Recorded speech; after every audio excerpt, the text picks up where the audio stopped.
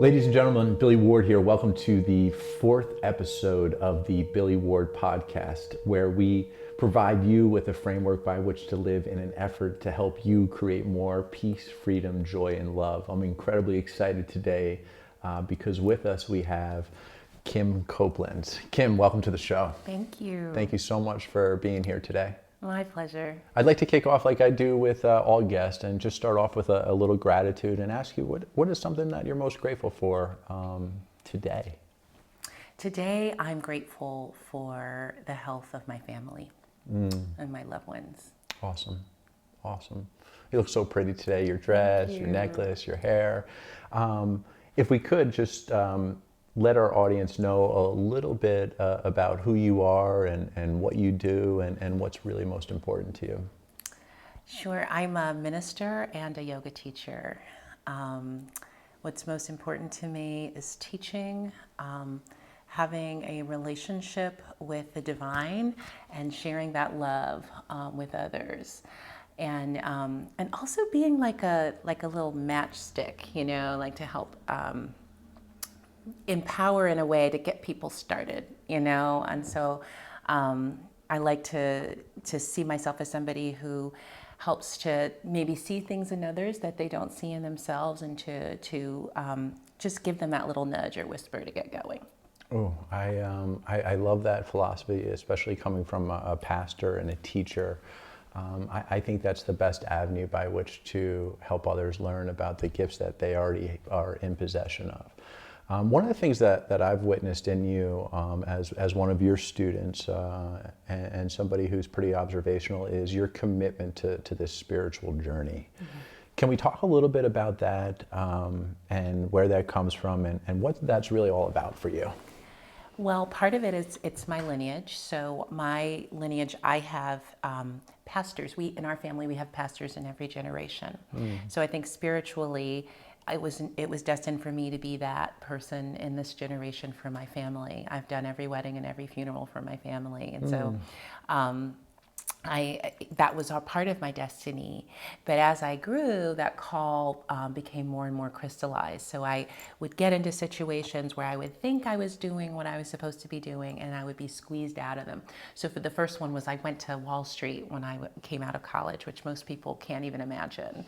I can't even imagine it now too, but I worked on the floor of the New York Stock Exchange, and I thought that I was going to be a trader. Mm-hmm. But it wasn't a good fit. I got sick, and I had to make a shift. And when it was time to apply for graduate school, most of my peers were applying for MBAs, and I considered it, but I thought, why would I go and pursue something that makes me unhappy? So I applied for a Master of Divinity. And so that was the beginning of that more crystallized walk towards this path. And every step along the ways, the hand of God has just been guiding me towards this deeper and deeper into this calling of ministry. What is your spiritual journey like? That commitment that you've made to yourself to kind of grow in mind, body, and spirit. I think we're all called to a life of spirituality in some way, shape, or form, and it's inherent within us. Sometimes people struggle hearing that whisper.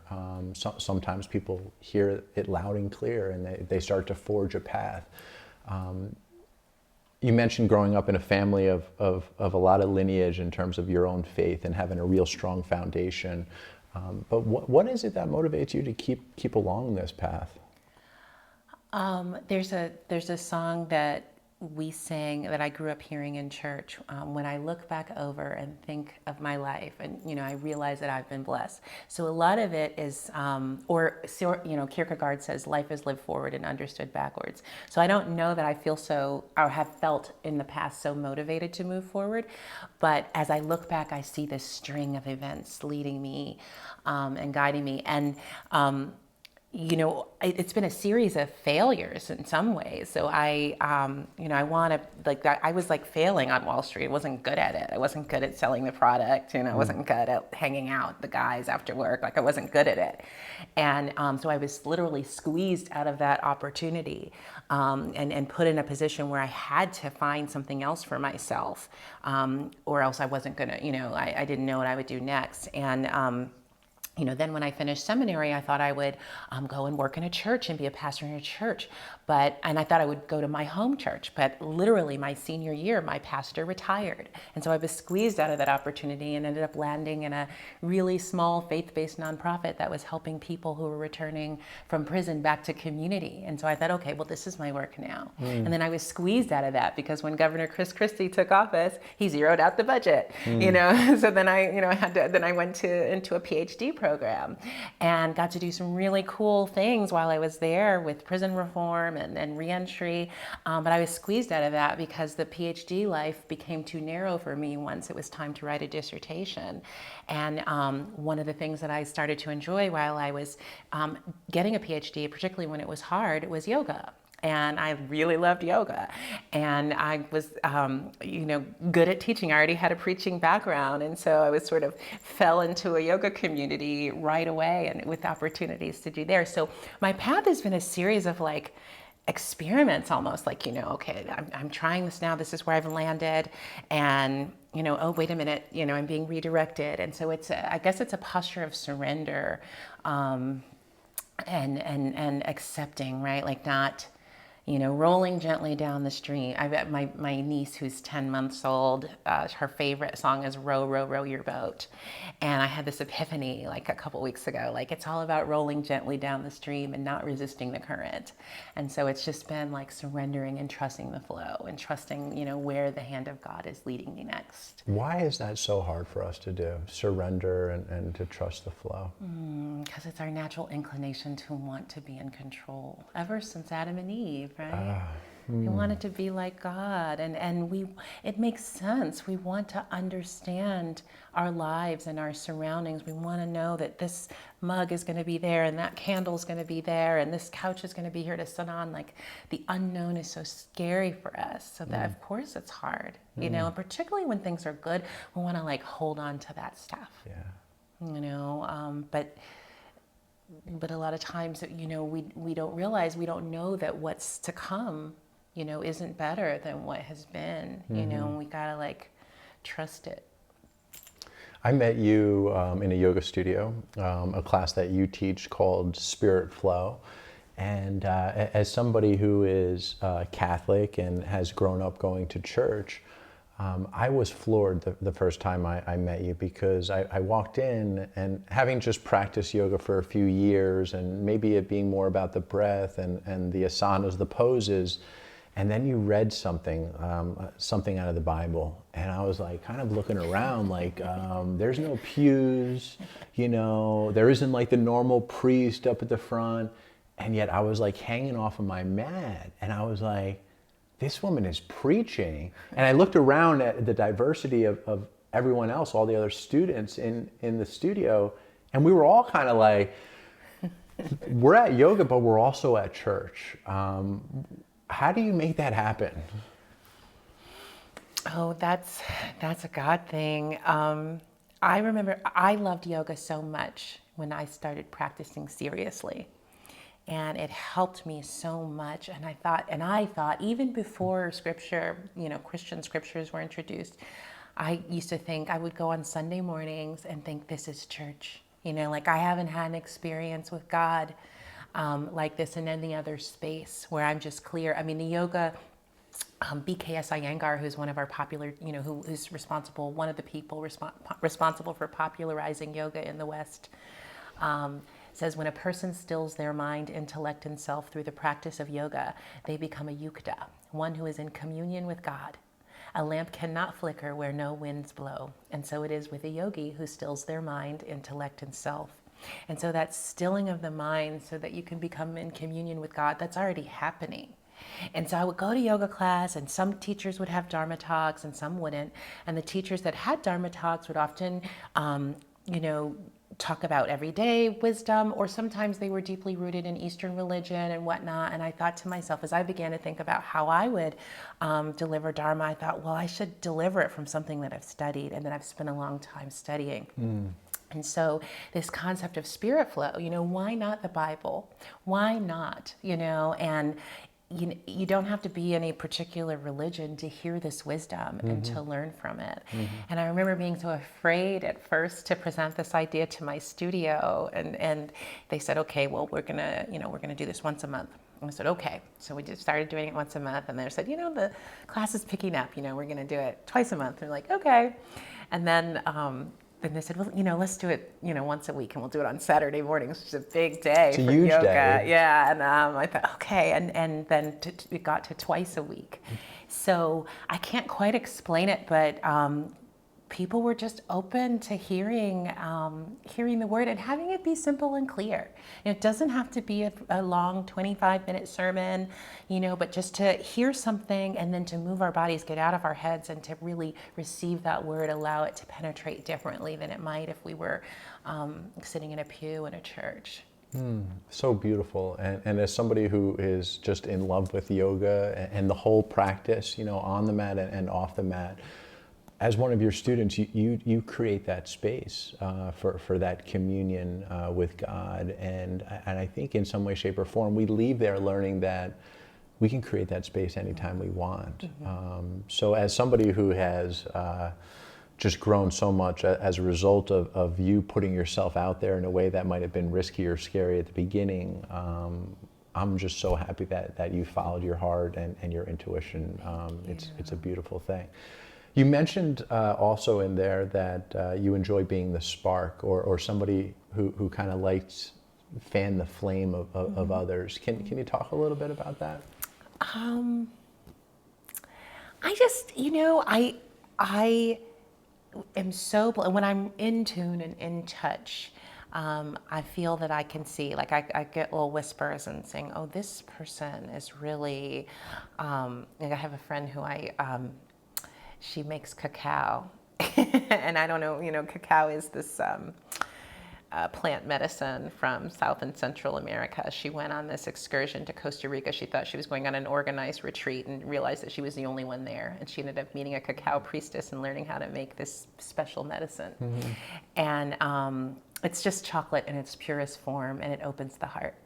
And in her gifts, I'm saying to her, you are a concoctress, and not that I would say I'm an encourager, so, are you doing anything with this idea? Or you are, you have the divine in you, you should be doing this. So I guess it's just, maybe it has something to do with my Aquarian nature and just sort of wanting everyone to do well and wanting the collective to bring their gifts forward for the benefit of everyone, of the world. And so I don't know if I can explain it more than that, but it's just, I like to give a little nudge and see what happens. You gave me a little nudge recently. Kim reached out and kind of asked me what I was doing. What compelled you to do that? It was a whisper. You were on my mind. How do you cultivate something within you that allows you to hear that whisper? Practice, daily practice. So this idea of like yoga, stilling the mind, or your mind has to be still to hear. And I don't want to give the impression that my mind's always still. It's not, but I know that there are certain things that I can do to slow down the mind so that I can hear. And so my yoga practice is so important to me because it helps me clear so that I can be in communion. My meditation practice, prayer, and then sometimes it just comes. I think that's also in my lineage. I was once told that the women in my family are able to hear. We just have this gift, but some of the women in my family have been afraid of it, and so they haven't embraced it. But I don't know. I get little whispers like, turn left or call Billy or, do X, Y, and Z. Just without the expectation of, hey, this is how it's supposed to go, and you just kind of follow your heart. I love what you say about stillness. There's a book by Eckhart Tolle. He talks about stillness speaks. And I hear you saying you pray, you meditate, and you practice yoga. For those in our audience, creating that stillness is hard. It's challenging. It's a challenge for me, and like you, I have a daily practice of prayer and meditation and yoga. What do you say to somebody who's struggling to create that stillness? Where do they begin? I began long before I'm glad you brought up Eckhart Tolle. Long before I started a yoga practice, I listened to his book, The Power of Now, on tape. And I listened to it. I had a little car, I had a Toyota Corolla, and I was driving to Boston in a snowstorm trying to get to a party. And I mean, it was like deathly conditions. I should not have been on the road, 6-hour drive in like a snowstorm. But I was listening to Eckhart Tolle say, the only thing that's real is the present moment. The only thing that's real is now. That's the only thing. What is in the past is not real. That's just your perception of the past. What is in the future is not real because it hasn't happened yet. That's just your ideas about the future. What's real and what we all share is the right now. It's the present moment. So that was a beginning for me. I went until years later. I was in my 20s when I, listened to that, and but that has been a consistent theme. Just rooting down in the present moment, like just taking a moment and being like, okay, wait. This thought I'm thinking about tomorrow, the next day, next week, next month, that's not real. That's just my ideas about what's going to happen. Or another way to think about it, in the Lord's Prayer, for people who are Christian, we hear, give us this day our daily bread. It's not tomorrow's bread. It's not yesterday's bread. It's bread for today. So can we ground down in what's here right now? I think that's the beginning of surrender. It really is surrender, right? It's that simple, but it can be challenging. Why does the average person have so much trouble being present in the moment? Well, I think right now in this age, we've got a lot of distractions. Yeah. The technology age is, we can be a million places at once. And I think even now in this moment with, the stay-at-home order for many of us, we're probably even more technologically busy, more screen time, more phone time. And so I think it presents different challenges in grounding down. We're also not moving as much. I mean, I think some communities are physical and they move because you realize when you get into your body, it does bring you into the present moment. Whether it's yoga, whether it's running, whether it's walking, whatever you're doing, you're moving, so you're in other parts of your body. But there are some communities that are like not moving at all, and I worry about that for kids in particular. So that's okay. A little phone beep here and there. It's, we're human. Normally it's on Do Not Disturb, but it's perfect for the technology analogy. Perfect timing. I'm thrilled to have you here. Thank you so much for being a part of this podcast. Ladies and gentlemen, Kim Copeland, much peace and love. We will see you soon. Take care.